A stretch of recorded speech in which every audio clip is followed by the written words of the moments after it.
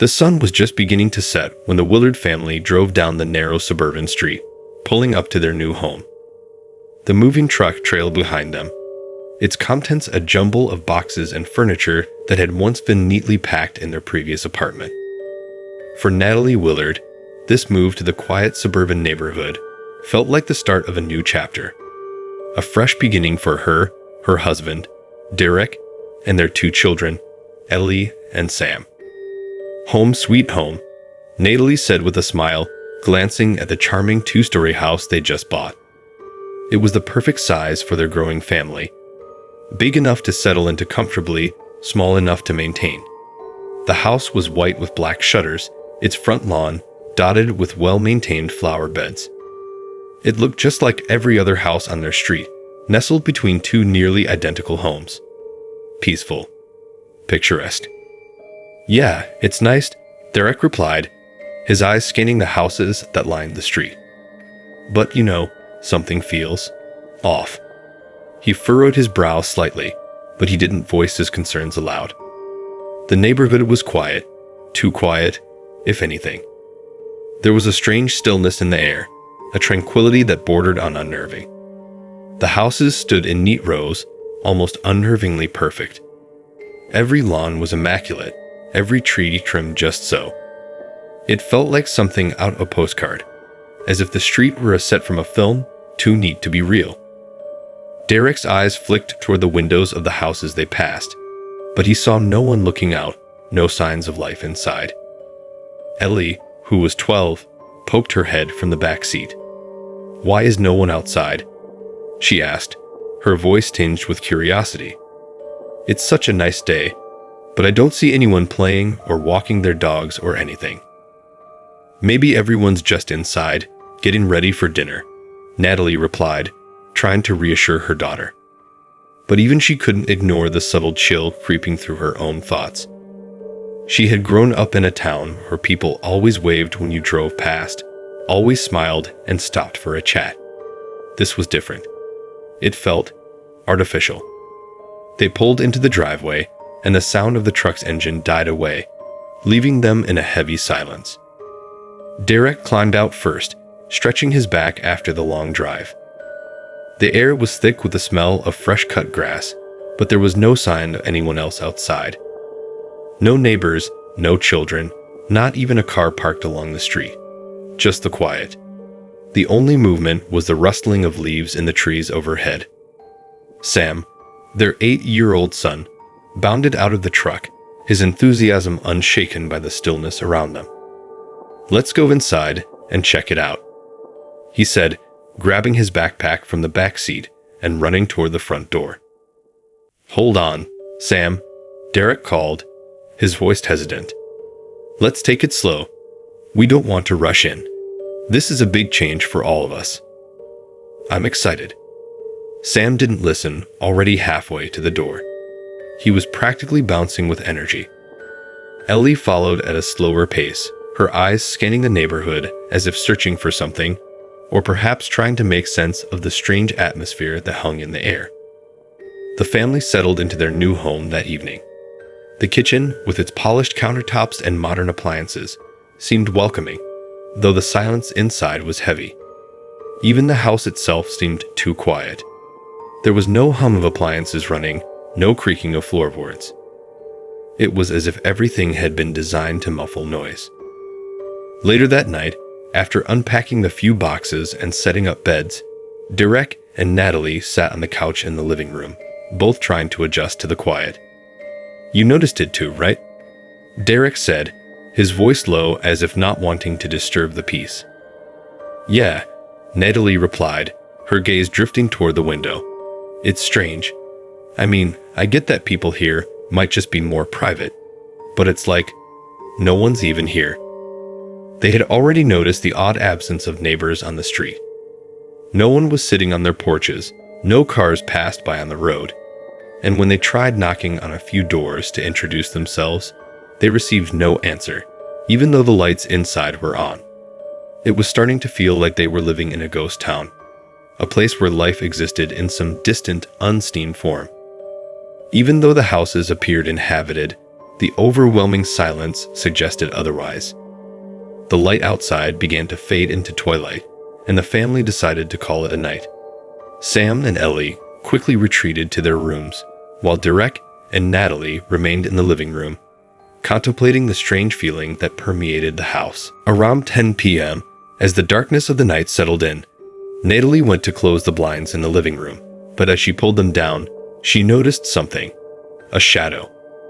A movement behind one of the neighboring house's curtains. Just a flicker, but it was enough to make her freeze, her heart skipping a beat.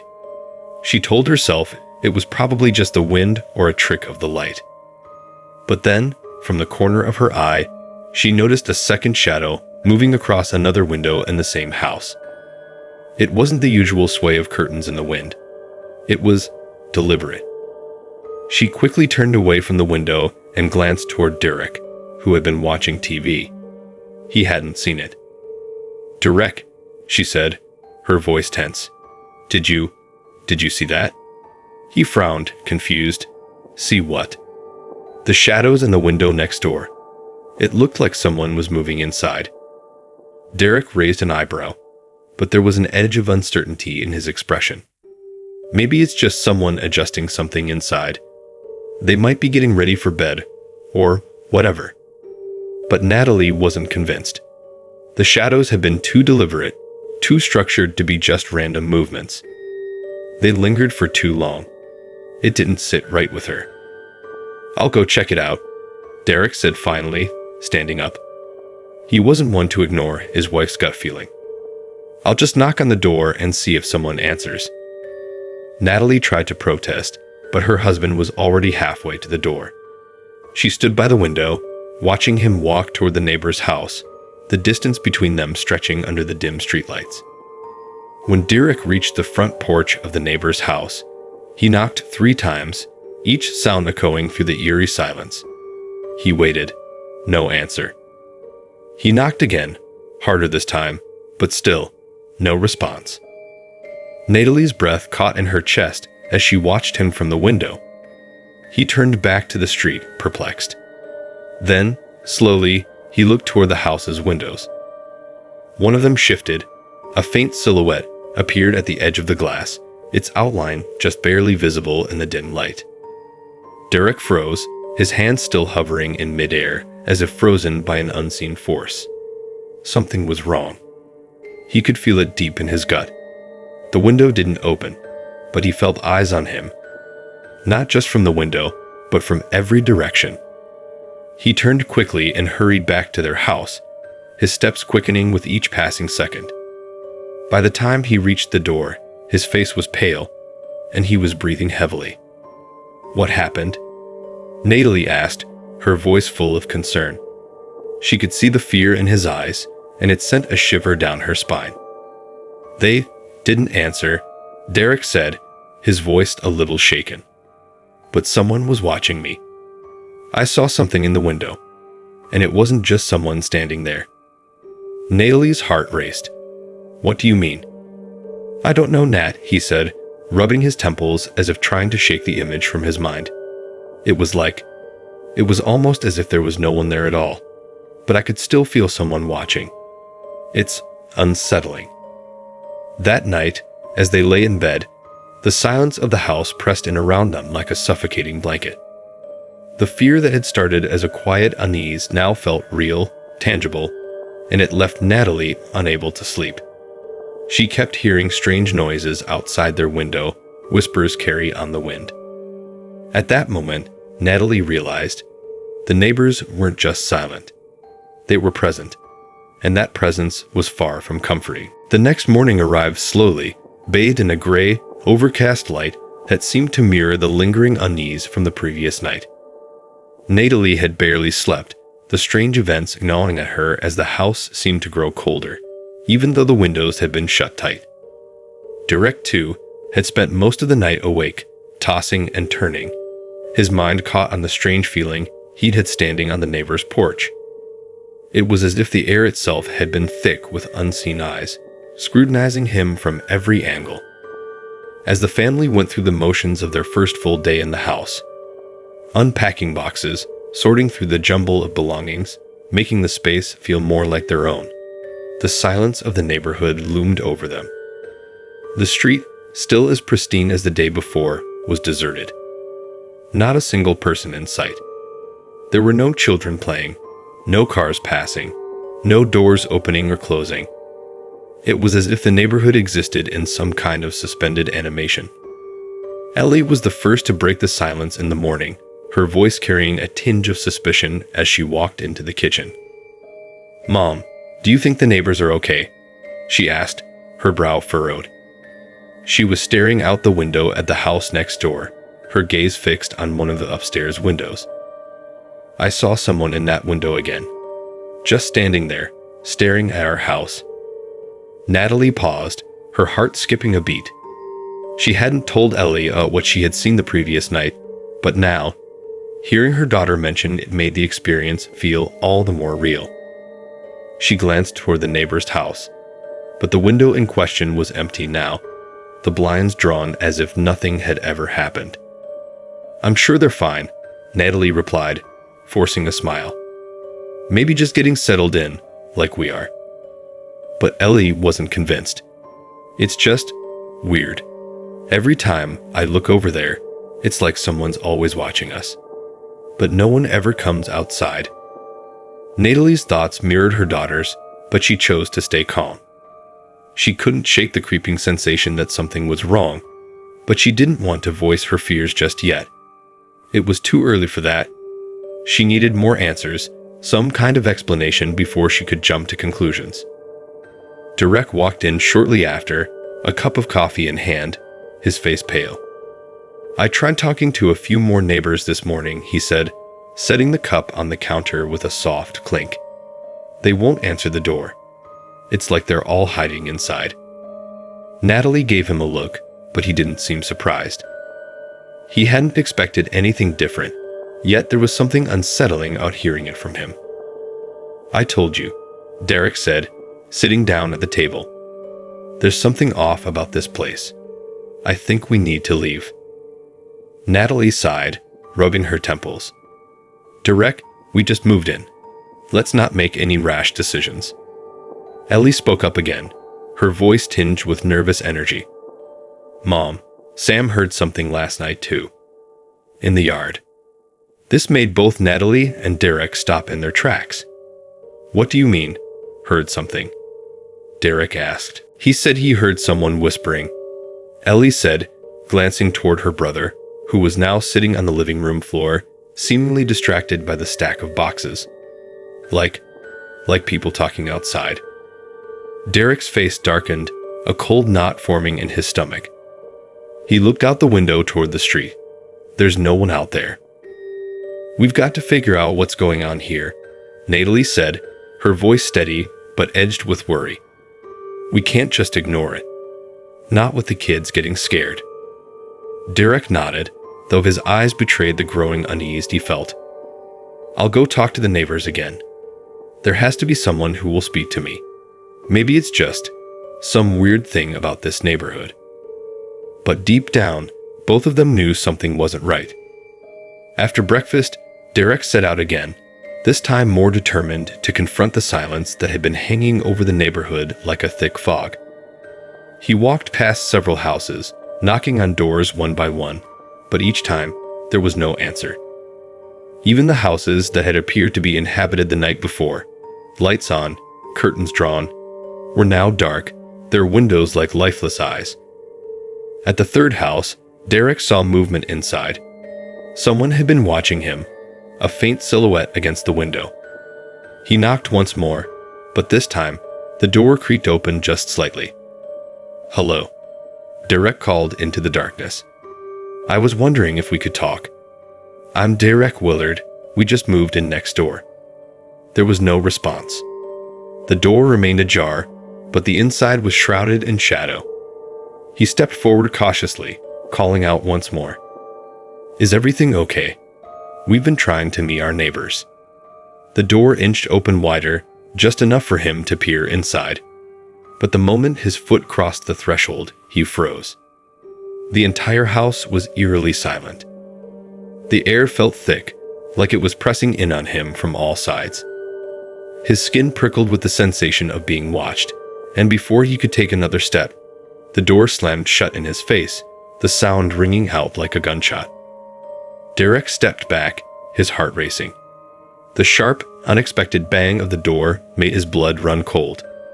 He stood frozen for a moment, unsure of what had just happened. Slowly, he turned and walked back to the safety of his own home. The image of the open door burned into his mind.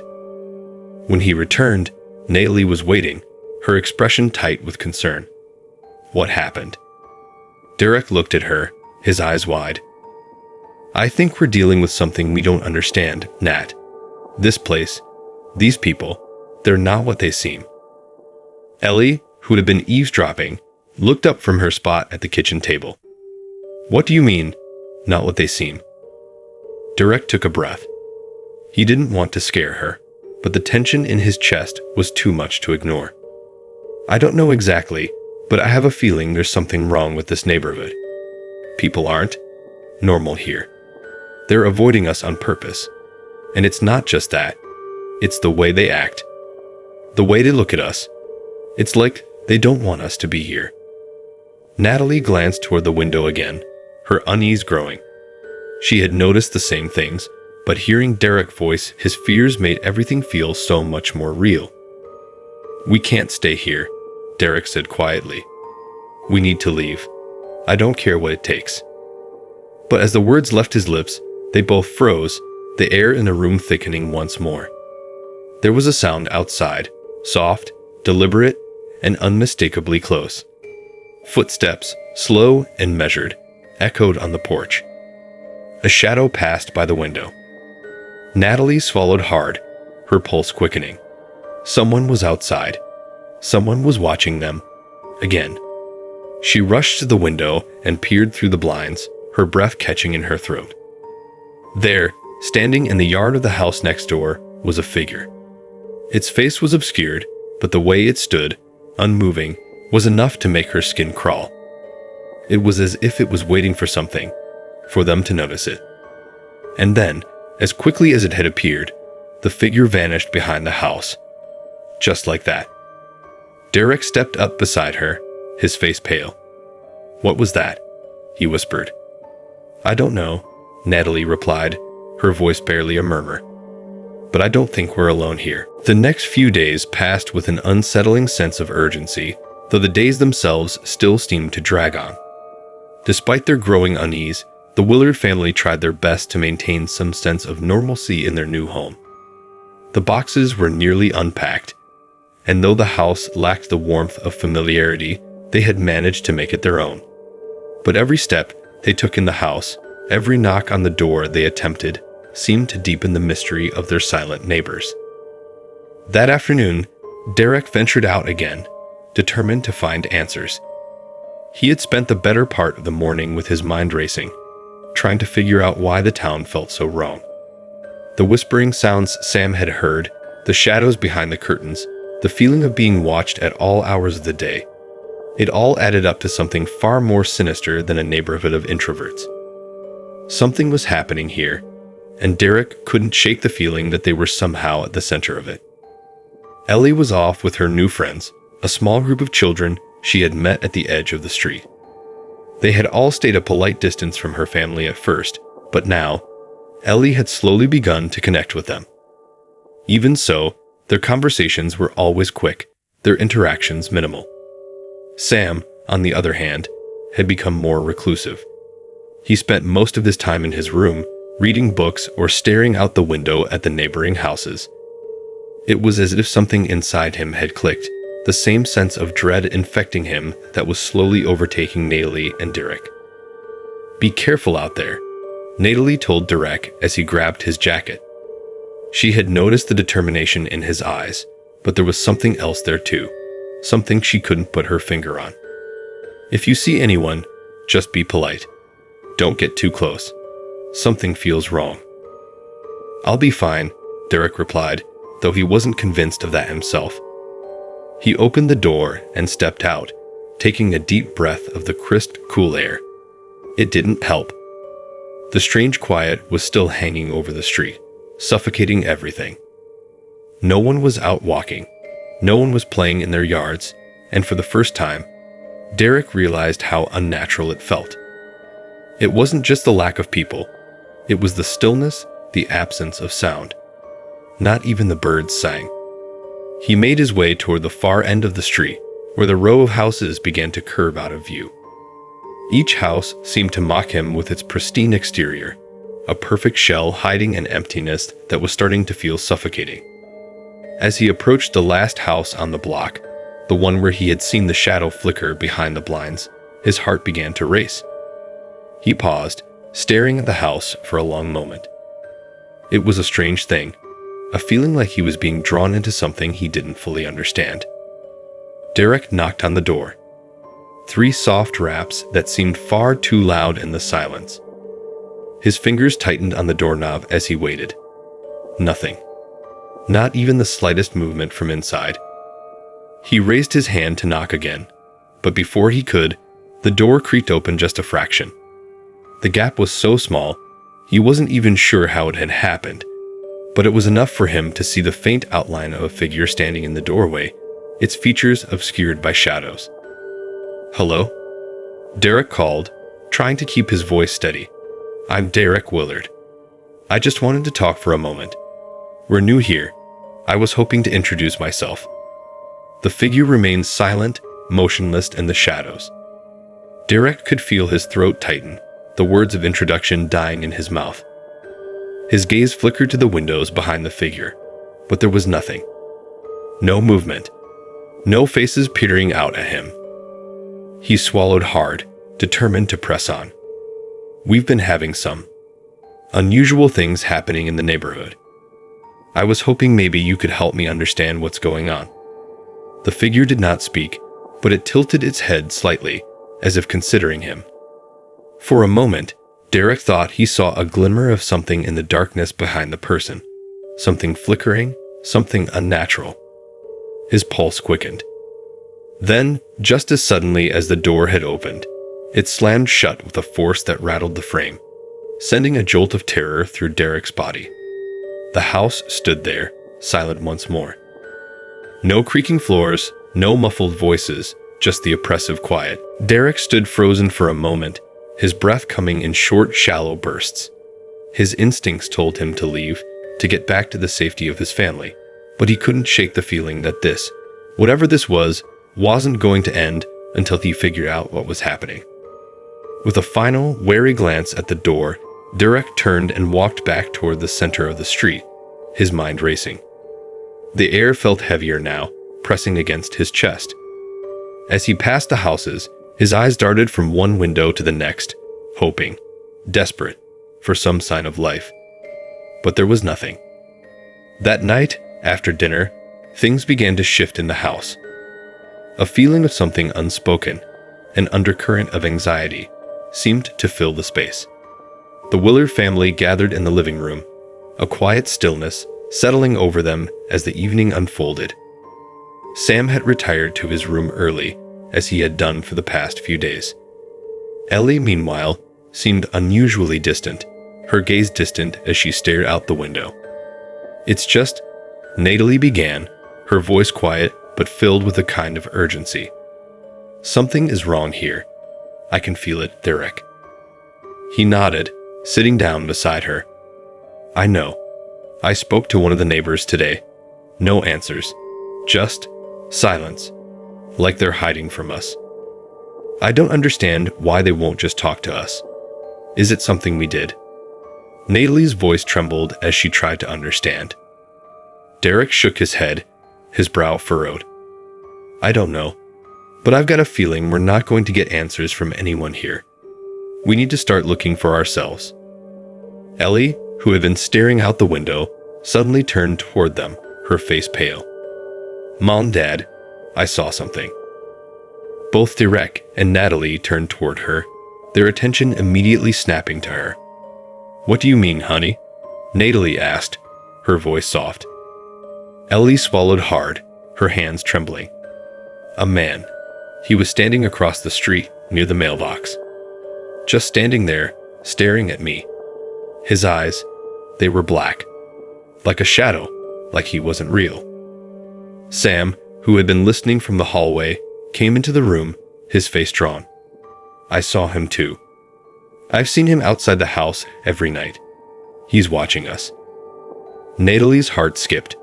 She glanced at Derek, her eyes wide with fear. What are you talking about, Sam? Sam shook his head. I don't know, but I know he's there. And I know he's not like everyone else. The room fell silent, and for the first time, the weight of the house's unnatural stillness seemed to press down on them all. The presence of the man, the shadows, the silence. It was all becoming too much to ignore. Something was terribly wrong, and they all felt it now. Derek stood up, pacing as he tried to wrap his head around everything. This neighborhood, these people, they're not normal. We've got to get to the bottom of this. But first, we need to leave. We need to find out what's going on. He looked at Natalie, her expression fearful but resolute, and then at Ellie and Sam, their faces pale with worry. We need to figure this out before it's too late. But as Derek opened the door to leave, he stopped. He froze in the doorway, his body going rigid as his eyes met the figure standing just beyond the threshold. There, on the other side of the door, stood the man Ellie had described. And he wasn't alone. Derek's heart skipped a beat as he stared at the figure standing on the porch. The man was tall, his features obscured by the dark shadows of the evening. His silhouette was sharp, almost unnatural, like a cutout from a nightmare. For a moment, Derek thought he might be imagining things. The figure stood motionless, its presence so still it seemed to blur with the night around it. Then the man spoke, his voice a low whisper, barely audible over the rustling wind. You've seen too much. Derek's throat tightened. He opened his mouth to respond, but the words caught in his chest. Fear gripped him like a vice, but he managed to step forward, trying to assert some control over the situation. He knew they couldn't let this man, this thing, control their lives. They had to fight back. What do you want? Derek's voice was hoarse, more from fear than authority. He wasn't sure what he expected the man to say, but this wasn't something he was prepared for. The man didn't answer immediately. He only stepped forward, his face remaining hidden in the shadows. There was an unnatural stillness to him, as though the world itself had momentarily stopped moving. Derek could feel the air grow thick with tension, a silence so heavy it pressed against his ears. We've watched you, the man continued, his voice taking on a cold edge. All of you. You've disrupted things. You've disturbed the balance. Derek's pulse raced, a sickening feeling crawling up his spine.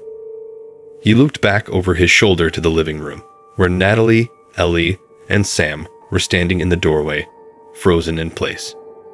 The man stepped even closer, his eyes now visible, pale and unblinking, locked onto Derek's with an intensity that made his skin crawl.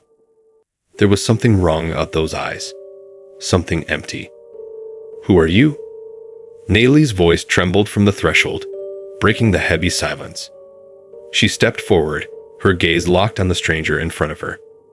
What do you want from us? The man didn't answer immediately. Instead, his gaze shifted from Derek to Natalie, then to Ellie and Sam, before returning to Derek. You shouldn't have come here. You shouldn't have moved in. Derek felt a cold shiver crawl down his spine. Why? He asked, trying to keep his voice steady, though it shook with barely suppressed fear. What's wrong with this place? What do you want from us? The man's lips curled into something that might have been a smile, but it wasn't friendly. It was something darker, something that belonged to a place far removed from anything human.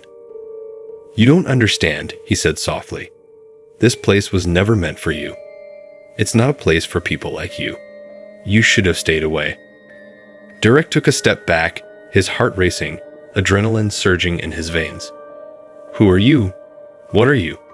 The questions tumbled out of him, desperate to make sense of the incomprehensible. But the man just shook his head, as though Derek's words were meaningless. You wouldn't understand. You can't. Suddenly, There was a sharp, eerie sound, a creaking, like the groaning of wood under strain. Derek's eyes darted to the side, his stomach lurching as he saw more figures emerging from the shadows, standing motionless at the edges of the porch. At least 3 others, all of them tall, their faces obscured by the dark. The air seemed to grow even colder as they moved, their movements unnaturally slow, as if they were part of the dark itself. Derek's gaze flickered between the figures, his mind racing to process what he was seeing. They weren't human, not anymore. Something about them had twisted, something had corrupted them beyond recognition. They were something else, something ancient and malevolent. "Who are you?" Derek demanded again, his voice cracking with panic. The first figure, the one who had spoken, gave a chilling laugh. "We are the Watchers. We are the ones who make sure things stay the same, who ensure that the world remains undisturbed." You're not people," Natalie whispered, her voice shaking. It was an accusation, one Derek wasn't sure he could deny. They were far from human. He had known that instinctively, but now it was staring him in the face, undeniable. "We are something more," the man replied, his voice colder now. "You shouldn't have interfered. You shouldn't have come to this place." Derek's mind was reeling. The dread that had slowly built up over the past few days was now a living thing, choking him, and he could feel it pressing in on all sides. These people, these things, weren't just avoiding them. They were hiding something terrible. And Derek knew that whatever it was far worse than he could ever imagine. His eyes flicked to the window of the house next door. He could have sworn he saw movement there, shadows shifting behind the glass. The people in this neighborhood, they weren't just quiet. They were hiding something. "Why don't you just leave us alone?" Derek asked, his voice desperate. But the man merely shook his head again, the sickly grin never fading from his face. "You won't leave. Not now. You've seen too much." Suddenly, the figure stepped closer, so close now that Derek could feel the chill emanating from it. The air around them seemed to freeze, and for a moment, everything went silent. Natalie took a step back, pulling Ellie and Sam with her. But Derek stayed rooted to the spot. He couldn't move, not with the figure so close, its presence overwhelming him. "You've disturbed the balance," the figure repeated. "And now, you will face the consequences." Before Derek could react, the figure reached out a hand.